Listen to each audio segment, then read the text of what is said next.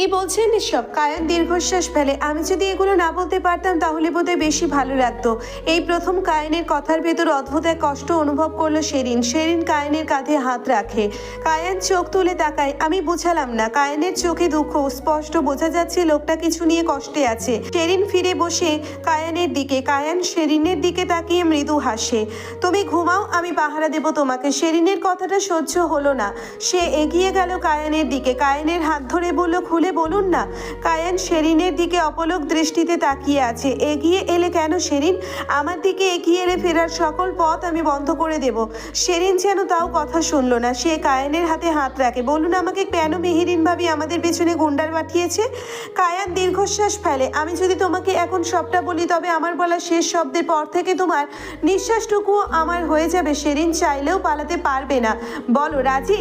শেরিন কিছুটা ঘাবড়ে যায়, তবে সে নিজের কণ্ঠ স্পষ্ট করে বলে, রাজি। কায়ান বাঁকা হাসে। সে হাসি শেরিনের চোখে পড়ে না। কায়ান বলতে শুরু করে, 7 বছর আগের কথা। আমার বাবার মৃত্যুর পর শিকদার পরিবারের বড় ছেলে হিসেবে সকল কিছুর দায়িত্ব এসে পড়ে আমার কাঁধে। সদ্য ভার্সিটিতে ওঠা আমি তখন সবটা সামলাতে হিমশিম খাচ্ছিলাম। কিছুই বুঝে উঠতে পারছিলাম না আমার আশেপাশে কি ঘটছে। তবে নিজেকে বাবার মৃত্যুর শোক থেকে দূর করার আগেই আমার সামনে ভয়ানক সত্যি উন্মোচন হয়, যে আমার গোটা পৃথিবীটাকে আপস অ্যান্ড ডাউন করে দিল। অতীত শিকদার নিবাসে তখনও পুরোপুরি কাজ শেষ হয়নি। অর্ধ শেষ হওয়া বাড়িটায় এখনো বহু কাজ বাকি। দেওয়ালে প্লাস্টার করা হলেও রং নেই। লিভিং রুমে পুরাতন দুটো সোফা। সেই সোফায় এক পাশে বসে আছে আফজাল খান এবং তার একমাত্র মেয়ে মেহেরিন খান। সদ্য মেডিকেল শেষ করা মেয়েটা তখন 2 বাচ্চার মা। বানু মির্জা বসে আছেন তাদের মুখোমুখি। জি বলুন, কি কথা? আপনার স্বামী আমার থেকে মৃত্যুর আগে ব্যবসায় 70 লাখ টাকা নিয়েছিল। তার কথা ছিল প্রফিট হলে আমাকে 20% সুদে ফেরত দেবে। কিন্তু আপনাদের কোম্পানিকে এখন ভরাডুবি করে তিনি পৃথিবীর মায়া ত্যাগ করলেন। এখন আমাদের কি করা উচিত সেটা বলুন। মানু মির্জা স্তব্ধ হয়ে গেলেন। এগুলো কি বলছেন তিনি? টেনে টুনেই তো সংসারটা চলছে তার। কায়ান ছেলেটা বড্ড কষ্ট করছে দিনরাত। তারপর মাস শেষে কিছু টাকা বেঁচে যায় যেটা তিনি রেখে দেন। সেই সকল টাকা মিলিয়েও কি 70 লাখের 20% সুদ সমেত হওয়া সম্ভব? বানু মির্জা নড়ে চড়ে বসলেন। ভাইজান, আপনাকে আমি চিনি। আমার স্বামী প্রায় আপনার কথা বলতো। আপনি তার বিজনেসে সাহায্য করেছেন। আপনাকে ইনভেস্টর হিসাবে উপস্থাপন করতো বারংবার। কিন্তু এত টাকা যে সে নিয়েছে এ বিষয়ে কোনো কথাই সে আমাকে জানায়নি। বানু মির্জা অতি ভদ্রতার সাথে উত্তর দিলেন, কিন্তু আফজাল খানের যেন সেটা সহ্য হলো না। তিনি ঝরঝরে কণ্ঠে বলে উঠলেন, আপনাকে বলে যায়নি তো কি হয়েছে? আমার কাছে প্রমাণ আছে। দেখেন এগুলো কি? আমাকে অস্বীকার করতে চাইলে না আপনাকে সহ আপনার ছেলে মেয়েদের আমি জেল খাটাবো। বানু মির্জা কিছু বলতে যাবে এমন সময় টেবিলে রাখা কাগজগুলো হাতে তুলে নেয় কায়ান। বানু মির্জা ছেলেকে দেখে অবাক হলেন। কায়ান মাত্রই ফিরেছে বাড়িতে। বাড়ি ফিরেই মায়ের সাথে কাউকে অভদ্র ভাষায় কথা বলতে শুনে মেজাজ বিগড়ে গেল তার। কায়ান কাগজগুলো হাতে নিয়ে মায়ের পাশে বসে পড়ল। সবগুলো কাগজ সত্যি এবং 100 টাকার স্ট্যাম্পে তার বাবার সিগনেচার। কায়ানের চোখ বড় বড় হয়ে যায়। সে ভেবেছিল কোনো প্রতি উত্তর দেবে, কিন্তু কাগজগুলো দেখে তার নিজেরই পায়ের নিচ থেকে মাটি সরে গিয়েছে। কায়ান ভেতর থেকে ভয় পেলেও সামনাসামনি নিজেকে অনেক শান্ত দেখায়। টাকাগুলো আপনার কবে নাগাদ প্রয়োজন? আফজাল খান একটু হাসলেন। তোমার মতো ছেলে যে কিনা সবেমাত্র ভার্সিটিতে পড়েছে সে আমাকে কিভাবে টাকা ফেরত দেবে? এই পুরো বাড়ি বিক্রি করলেও যে এত টাকা হবে না কায়ান। কায়ান চোয়াল শক্ত করে বলে, কি চান আপনি সোজাসুজি বলুন। দেখো বাবা কায়ান, আমি যা চাই তা সহজ। আমার মেহেরিনকে তোমাদের 2 ভাইয়ের ভেতর একজন বিয়ে করবে 7 বছরের জন্য।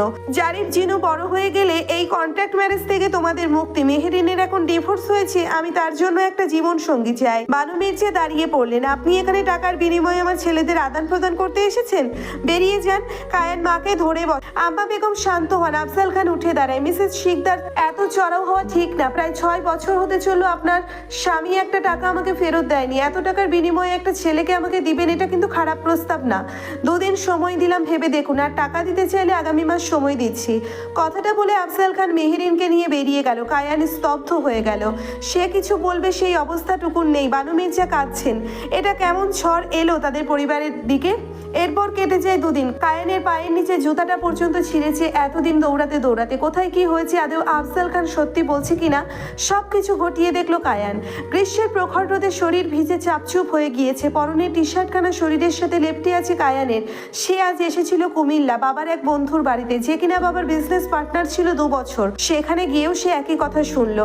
হ্যাঁ, তার বাবা টাকা নিয়েছিল এই শর্তে, যেখানে ভদ্রলোক কায়ানকে খেয়ে যেতে বললেও কায়ান খেলো না, বেরিয়ে এলো। পকেটে কিছু খুচরো টাকা তার বাস ভাড়া দিয়ে চট্টগ্রাম ফিরতে হবে। ভীষণ ক্লান্ত সে, সূর্যটা যেন মাথার উপর এসে পড়েছে। একটা স্কুল মাঠে আম গাছের নিচে বসে কায়ান, বড্ড ক্লান্ত সে। ফর্সা মুখশ্রী রক্তিম বর্ণ ধারণ করেছে এই রোদে, কেমন অসুস্থ অসুস্থ ঠেকছে তার। চোখ বন্ধ করে নেয় কায়ান। এমন সময় হঠাৎ একটি মিষ্টি কণ্ঠ ভেসে এলো তার কানে।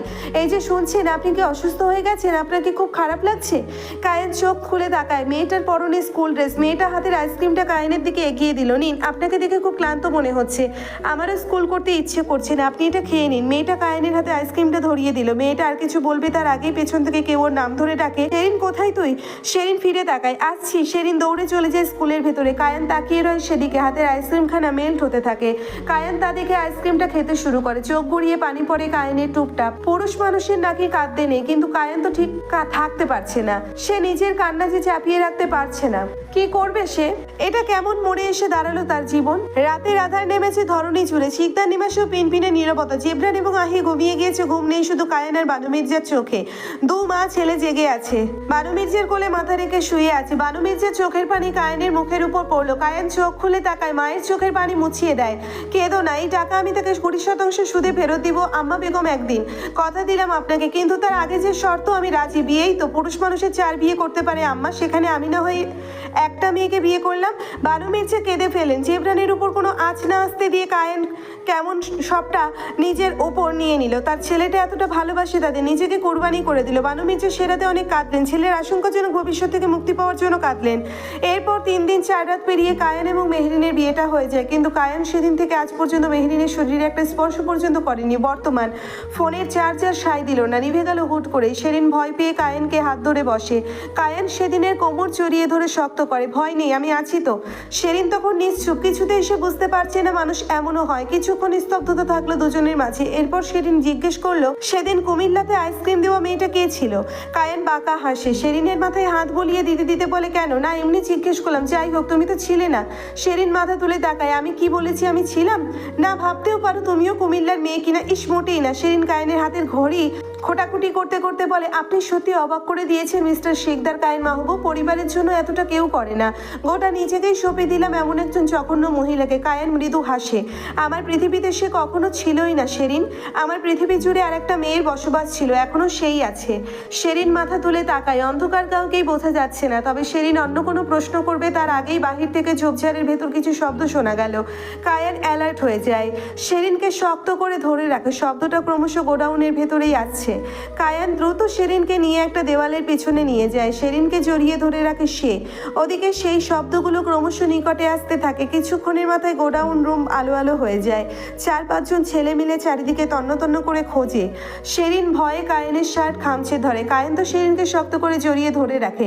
কিছুক্ষণ পর ছেলেগুলো কাউকে না পেয়ে বিরক্ত হয়। ওদের ভেতর একটা ছেলে বলে ওঠে, কোথাও নেই মেহেরিন আপাকে কি জবাব দেবে? এতে করে তো টাকাও পাবো না পুরোটা। অন্যদিকে আরেকটা ছেলে উত্তর দেয়, কিছু বলা লাগবে না, আপাতত চল চলে যাই, পরে দেখবো। পেমেন্ট দিতে না চাইলে কল রেকর্ড ফাঁস করার হুমকি দেবো। আচ্ছা, তবে তাই হোক। ছেলেগুলো বেরিয়ে গেল। শেরিন কায়ান হাঁপ ছেড়ে বাঁচে। শেরিন যেন ভীষণ ভয় পাচ্ছে। সে শক্ত করে কায়ানকে জড়িয়ে ধরে রাখে। কায়ানও বুঝতে পারে প্রিয়তমা তার কতটা ভয় পেয়ে আছে, তাই সেও শেরিনকে জড়িয়ে রাখে পরম যত্নে। চারিদিকে শুধু জঙ্গল, উঁচু উঁচু গাছ আর ঘন পাতার আড়ালে লুকিয়ে আছে একটি পুরনো গোডাউন। সন্ধ্যার পর থেকেই ধরণী জুড়ে নেমে এসেছে গভীর আধার। আলোচনা পথ হারিয়ে ফেলেছে। চারপাশে কেবল ছায়ার রাজত্ব। নিরাপত্তার ভেতরেও এক ধরনের শব্দ লেগে আছে। ঝিঝি পোকাগুলো তাদের আস্তানা থেকে একটানা ঝিঝি সুর তুলেছে, যেন রাতকে আরো গভীর করে তুলছে। মাঝে মাঝে দূর থেকে কোনো অচেনা পাখির টুকটুক ডাক ভেসে আসে। তারপর আবার সব চুপচাপ। কায়ানের ফোনের চার্জ শেষ হয়েছে বেশ কিছুক্ষণ আগেই। কায়ান এবং শেরিন এই মুহূর্তে একেবারে অন্ধকারের মাঝে বসে আছে। কায়ানের বুকের সাথে শেরিন লেপ্টে আছে। শেরিন ক্লান্ত, তার উপর পায়ে কেটেছে বেশ কিছুটা। সে ঘুমিয়ে গিয়েছে কায়ানের বুকের থেকেই। কায়ান সেটা বুঝতে পেরে শেরিন কোলে তুলে নেয়। শেরিনকে বাচ্চাদের মতো কোলে রেখে শেরিনের ওড়নাটা দিয়ে জড়িয়ে নেয় দুজনকে। ওড়নাটা ছিল সুতি কটনের বড় একটা ওড়না। কায়ান শেরিনকে কভার করে দিয়ে দেওয়ালে মাথা ঠেকায়। চারিদিকে অন্ধকার, দেখার মতো কোনো পরিবেশ নেই আশেপাশে কিছুই। তবুও প্রিয়তমার নিঃশ্বাসের শব্দ শুনতে পাচ্ছে সে। কায়ান দীর্ঘশ্বাস ফেলে ভাবতে থাকে, এই জীবনটা আরো সুন্দর হতো, তুমিই হতো আমার প্রথম স্ত্রী। জীবনে প্রথম এবং শেষ। কিন্তু হয়তো আমার নসিবে এমন কিছু ছিল না শেরিন। সৃষ্টিকর্তা হয়তো চেয়েছে তুমি আর আমি আলাদা হই। কিন্তু সেদিন আজ পর্যন্ত আমি শুধু তোমাকেই চেয়ে এসেছি। প্রতিটা নামাজে, প্রতিটি দোয়ায়, প্রতিটি নিঃশ্বাসে। আল্লাহ আমার ডাক শুনেছে সেদিন শিকদার গায়ের মাহবুব দুর্বল নয়, কিন্তু কথা যখন তোমার আসে তখন বোধহয় পৃথিবীর বুকের সব থেকে দুর্বল পুরুষটাই আমি। কায়েনের চোখে তখন যন্ত্রণা এবং মুক্তি উভয় অনুভূতি। কায়েন শেরিনের পিঠে হাত রাখে, সে চোখ এক করতে পারবে না। ঘন জঙ্গলের মাঝে দুজনেই ঘুমিয়ে গেলে যদি কিছু হয় তখন কায়া সিদ্ধান্ত নেয় সে তাকিয়ে থাকবে, সারাটা রাত তার নাইট লিলিকে পাহারা দেবে। শিকদার নিবাস। বানু মির্জা এদিক ওদিক পায়চারি করছে, শিমুল মা বাবার সাথে কথা বলছে। মা, আসলে ওরা গিয়েছিল, পরে ভাইয়া ফেরত এসেছে, তাই আসলে পৌঁছায়নি এখনো। ও তাহলে থাক, কাল পাঠিয়ে দিস। মেয়েটাকে দেখি না কতদিন বলতো, বহুত হয়েছে ট্যুর, এরপর তো তোর কাছেই থাকবে। হ্যাঁ হ্যাঁ তাই তো, আব্বাকে চিন্তা করতে নিষেধ করো আম্মা। আচ্ছা ভালো থাক, রাখছি, আল্লাহ হাফিজ। আল্লাহ হাফিজ। কল কাটতে শিমুল হাঁপ ছেড়ে, চিন্তায় সে ঘেমে গিয়েছে। জেবরান একের পর এক কল করেই চলেছে, পুলিশ রিপোর্টও করা হয়েছে। কায়েনের বন্ধু হিমেল তালুকদার, সে বর্তমান এএসপি। জেবরান তাকে ফোন করে সবটা বলেছে। হিমেল নিজের ফোর্স নিয়ে কায়েনকে খোঁজার উদ্দেশ্য করে বের হয়েছে। শিমুল কল কেটে জেবরানের দিকে এগিয়ে যায়। কি গো, কোনো খোঁজ পেলে? জেবরান মাথা নুইয়ে নেয়। না। বানু মির্জা এগিয়ে এলেন। জেবরান, আমার ছেলের কিছু হয়ে গেলে আমি কিন্তু কাউকে ক্ষমা করব না।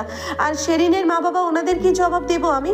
আহি কাঁপতে থাকা বানু মির্জাকে ধরে বসে। বানু মির্জা চিন্তায় কাঁপছেন, সাথে ঘামছেনও বটে। আম্মা বেগম শান্ত হন, আমরা সবাই চেষ্টা করছি। ভাইয়ের ফোন তো বন্ধই, সাথে গাড়িটাকেও ট্র্যাক করা সম্ভব নয়। কি করব বলো, আমি বুঝতে পারছি না হচ্ছেটা কি এসব। শিমুল কান্না করে দেয়। শেরিন বড্ড বেশি বোঝে, কতবার বললাম আজ থাক না, বাড়িতে যাব। আল্লাহ আমার বোনটাকে আর কায়েন ভাইকে সেভ রাখো।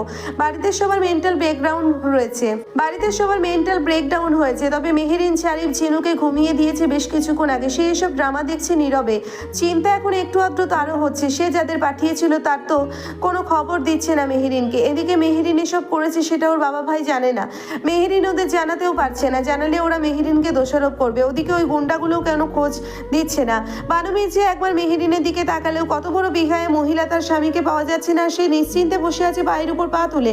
বানু মির্জার রাগ হলো, তবে হঠাৎ তার মাথায় কিছু কথা এলো। মেহেরিন আর যেই হোক কায়েনকে নিয়ে পজিটিভ, যার জন্য মেহেরিন কিছুটা জবরদস্তি করে বিয়েটা করেছিল। মেহেরিন জানে শেরিনই কায়েনের পছন্দ করা সেই মেয়েটা, তবে মেহেরিন এত নিশ্চিত কিভাবে যখন কায়েন এবং শেরিন একসাথে লাপাত্তা? তবে কি এই মেয়েটা কিছু করলো? বানু মির্জা মাথায় হাত রাখলেন, যদিও তিনি জানে মায়ের মন শত্রুর থেকেও খারাপ বলে, কিন্তু এই মুহূর্তে মেহেরিনকে চোখ রাখা প্রয়োজন। মধ্যরাতকে শেষ রাত হবে, এখানে সময় আন্দাজ করার উপায় নেই, কারণ আশেপাশে অন্ধকার এবং কায়েনের ফোনটাও বন্ধ। হঠাৎ ঝোপঝাড়ের ভেতরে পাতার ঘর্ষণের শব্দ। কায়েন জেগেই ছিল, যদিও প্রচন্ড ঘুম ছিল চোখে, তবুও তার এখন ঘুমালে চলবে না। সে ঘুমালে তার বুকে ঘুমিয়ে থাকা মায়াবতীকে কে পাহারা দিবে? কায়েন শক্ত করে শেরিনকে জড়িয়ে ধরে। ওদিকে সেই শব্দটা ক্রমশ ভেতরের দিকে আসছে। কায়েন কিছুটা ভয় পেয়ে যায়। জিনিসটা কি হতে পারে? পরিস্থিতি এমন, শেরিনকে একা রেখে সে যাবে দেখতে কি জিনিস তার উপায় নেই। কায়েন চোখ বন্ধ করে আল্লাহর কাছে প্রার্থনা জানাতে থাকে। ভাগ্য ভালো থাকে সেই শব্দটাও আস্তে আস্তে মিলিয়ে যায়। কায়েন হাঁপ ছাড়ে, কাল সকালেই শেরিনকে নিয়ে রওনা করতে হবে। সূর্যের আলো ধরণী জুড়ে বিস্তার করেছে। গোডাউনের দেওয়ালে ভেন্টিলেটরের ফাঁক দিয়ে সূর্যের আলো পৌঁছে গিয়েছে কায়েন শেরিন পর্যন্ত। শেরিন একটু নড়ে চড়ে ওঠে, নিজের সমস্ত শরীরটা কারোর শরীরের উপর অনুভব করে শেরিন চোখ খুলে তাকায়। কায়েনের বুক এটা। শেরিন মাথা তুলে তাকায়। কায়ান তার দিকেই তাকিয়ে আছে, চোখ দুটো রক্তিম হয়ে আছে, মুখস্থিতে স্পষ্ট ক্লান্তি এবং নির্ঘুমের ছাপ। শেরিন উঠে বসে দ্রুত। কায়ান হালকা করে বুকের সেখানে হাত রেখে, সেখানে শেরিন সারাটা রাত শুয়েছিল। এতটা সময় হওয়ার কারণে তার বুকে ব্যথা শুরু হয়েছে। শেরিন দ্রুত হাত রাখে কায়েনের হাতে। ব্যথা করছে? আমি সরি। কায়ান সোজা হয়ে বসে। নো ইটস ওকে, আপনি ঘুমাননি রাতে? কায়ান শেরিনের চোখে চোখ রাখে, শেরিনের গালে হাত রেখে উত্তর দেয়, কিভাবে ঘুমাতাম আমি ঘুমালে তোমাকে কে পাহারা দিত? শেরিনের চোখে পানি চিকচিক করে ওঠে। লোকটা সত্যি তাকে এতটা ভালোবাসে। দু এক ফোঁটা পানি গড়িয়ে পড়ে নিচে। কায়ান ব্যস্ত হয়ে পড়ে তা দেখে। কি হয়েছে? তোমার কোথাও সমস্যা হচ্ছে কি? না, আপনি সারাটা রাত জেগেছিলেন আমার জন্য, এত পাগল কেন আপনি? কায়ান শেরিনকে জড়িয়ে ধরে। রিল্যাক্স, আমি ঠিক আছি। হ্যাঁ, তবে তুমি ভারী হওয়াতে বুকে ব্যথা। শেরিন কান্নার মাঝেও হেসে দেয়। কায়ানের বুকে মৃদু আঘাত করে। বদলোক একটা, সরুন আপনি। আহা, কোথায় সরবো? আমি তো তোমার কাছে থাকতে চাই। শেরিন চোখ মুছে হেসে ফেলে। কায়ান চারিদিকে দেখে, আশেপাশে কিছুই তেমন জরুরি জিনিস নেই। কায়ান উঠে দাঁড়ায়, চলো আমাদের যেতে হবে। শেরিন উঠে দাঁড়ায়, চলুন। দুজন বেরিয়ে আসে। জঙ্গলটা রাতে ভয়ানক লাগলেও এখন স্বাভাবিক লাগছে। কায়ান নিজের গাড়িটা যেখানে রেখেছিল সেদিকে না গিয়ে ভুল করে অন্যদিকে যেতে থাকে শেরিনকে নিয়ে। শেরিন শক্ত করে কায়ানের হাত ধরে রাখে, আর তার ভেতরে এখনো ভয়। কিছুক্ষণ হাঁটার পর শেরিন থেমে যায়। কায়ান ফিরে যায়। শেরিন বসে মাটিতে। কায়ানও বসে পড়ে। কি হয়েছে? শেরিন হাঁপাতে হাঁপাতে বলে, আর পারছি না, আমার পানি প্রয়োজন। কায়ান এদিক ওদিক দেখে, যতদূর চোখ যায় শুধু জঙ্গল আর জঙ্গল। পানি কোথায় পাবে সে? Sherin be strong. আর কিছু দূর হাঁটি। শেরিন কায়ানের চোখের দিকে তাকায়। হ্যাঁ, তার পায়ে আঘাত পেয়েছে, কিন্তু সারাটা রাত লোকটা তাকে বুকে নিয়ে এক বিন্দু ঘুমায়নি। না ঘুমিয়ে এখনো কতটা স্ট্রং হয়ে আছে, আর সে এতটুকু পারবে না করতে। সেরেন সাহস সঞ্চয় করে। এরপর দুজন আবারও হাঁটা শুরু করে। হাঁটতে হাঁটতে বেশ অনেকটা সময় পার হয়ে যায়। এরপর তারা রাস্তার দেখা পায়। দুজন ভীষণ খুশি হয়ে যায়। রাস্তা পেয়েছে, তার মানে বাজার বা লোকালয় পাবে। কিছু দূর হেঁটে দোকানের দেখা মেলে। দোকান নয়, বাজার বলা চলে। শেরিন নিজের ওড়না দিয়ে মাথা ঢেকে নেয়। কায়ান শেরিনকে নিয়ে একটা দোনাকে চলে আসে। আসসালামু আলাইকুম। ওয়ালাইকুম আসসালাম। কি লাগবে? পানি লাগতো। কায়ান তার ওয়ালেটখানা পকেটে খুঁজতে যায়, কিন্তু না, ওয়ালেটটা পকেটে নেই, হয়তো গাড়িতে রয়ে গেছে। কায়ান শেরিনের দিকে তাকায়। শেরিন বুঝতে পারে বিষয়টা। শেরিন মৃদু হেসে কায়ানের হাত ধরে বলে, ইটস ওকে, একটু কল করতে পারেন নাকি দেখেন। কায়ান দোকানদারের দিকে তাকায়। দোকানদার এতক্ষণ তাদের দিকেই তাকিয়েছিল, কনফিউজড হয়ে। চাচা, একটা ফোন পাওয়া যাবে? আসলে আমরা ভীষণ বিপদে পড়েছি, একটা কল করব, আমার ওয়ালেটটা গাড়িতে ফেলে রেখে এসেছি। দোকানদার কিছুক্ষণ কায়ানের দিকে তাকিয়ে থেকে বলল, তোমরা কি পালিয়েছো বাড়ি থেকে? তা বাবু, পালাইছো কেন? তোমার বয়স দেখা তো ছোকরা মনে হয়, এই বয়সে পালাইছো কি জন্য? কায়ান বিরক্ত হয়। মানুষ কত সহজে অপর দিকের মানুষটাকে জাজ করে বসে। শেরিন জানে কায়ানের রাগ হয়ে যাবে, তাই সে কায়ানের হাত শক্ত করে ধরে বলে, আঙ্কেল ভুল ভাবছেন, আমিও ওনার স্ত্রী। আমরা ঘুরতে যাচ্ছিলাম, হঠাৎ বাগানের রাস্তা থেকে আমাদের ডাকাতে অ্যাটাক করে, আমরা পালিয়েছি সেখান থেকে। শেরিনের মুখে স্ত্রী কথাটা শুনে কায়ান অবাক হয়ে তাকায়। ওদিকে দোকানদার এই কথা শুনে বেরিয়ে আসে ভেতর থেকে। ও মা, কও কি? ওই রাস্তায় ডাকাত পড়ে শুনছি। এই নাও আমার ফোন, এইটা তুমি কল করো, যারে করবা। পুলিশকে কইবা নাকি? কায়ান ফোনটা হাতে নিয়ে বলে, ধন্যবাদ, জি করবো ফোন। আঙ্কেল বলছি আইফোনের চার্জার হবে না? মানে ফোনে টাকা ছিল, ক্যাশ তো নেই। লোকটা যেন কায়ানকে বুঝলো। একটু দূরে গিয়ে দেখো, একখানা মোবাইলের দোকান, ওইখানে পাইতে পারো। আচ্ছা ধন্যবাদ চাচা, জায়গাটার নাম চাচুইরা বাজার। আচ্ছা। কায়ান দ্রুতই জেবরানকে কল করে। শিকদার নিবাসে কারোর চোখে ঘুম নেই, সবাই চিন্তিত। হঠাৎ করে জেবরানের ফোন বেজে ওঠে। জেবরান 2 রিং হতে ফোন তুলে নেয়। হ্যালো জেবরান, আমি কায়ান। জেবরান সোজা হয়ে বসে। ভাইয়া কোথায় তোমরা? ঠিক আছো তো? আর শেরিন? আল্লাহ জানো কত চিন্তা হচ্ছে। রিল্যাক্স, আমি ঠিক আছি, শেরিন আমার সাথে আছে। আমরা চাচুরিয়া বাজারে আছি। প্লিজ দ্রুত হিমেলকে বলো এখানে কাউকে পাঠাতে। হিমেল ভাইকে কাল রাতেই কল করে সব বলেছি, ভাইয়া তো তোমাকেই খুঁজছি। ওকে, তাহলে ওকে প্লিজ দ্রুতই মানুষ পাঠাতে বলো, সাথে গাড়ি পাঠা। ওকে, আমি রাখছি, আমার ফোনে চার্জ শেষ, চার্জ দিতে পারলে কথা বলবো। আচ্ছা ভাই, চিন্তা করো না, ওখানেই থাকো, আমিও আসছি। কায়ান কল কেটে দেয়। শেরিন তাকিয়ে আছে তার দিকেই। কায়ান ফোনটা দোকানদারকে দিয়ে শেরিনকে নিয়ে এগিয়ে যায়। মোবাইলের দোকানে এসে কায়ান ফোন চার্জ দেয়। শেরিনকে একটা চেয়ারে বসিয়ে কায়ান কিছু ক্যাশ বের করে নেয়। এরপর আবার শেরিনের কাছে চলে আসে। চলো তোমাকে খাইয়ে নিয়ে আসি। শেরিন পিটপিট করে তাকায়। কায়ান ভ্রুকুচকে তাকায়। কি হয়েছে? এদিকে আসুন। কায়ান ঝুঁকে যায়। শেরিন ফিসফিস করে বলে, আমি ওয়াশরুমে যাবো। কায়ান শেরিনের দিকে তাকায়। এখন? শেরিন আবার পিটপিট করে তাকায়। এখন। কায়ান আশেপাশে কোনো পাবলিক ওয়াশরুম দেখলো না। কি করবে এখন? এমন সময় পেছন থেকে দোকানদারেরা জিজ্ঞেস করলো, কি হয়েছে আপনাকে? কোনো সমস্যা? জি, এখানে কোথাও পাবলিক ওয়াশরুম আছে? না, এখানে কোনো ওই রকম বাথরুমও নাই। তাই আমার বাড়ি ওই পেছনে, আমার বাড়িতে যান, আমার বউ আছে।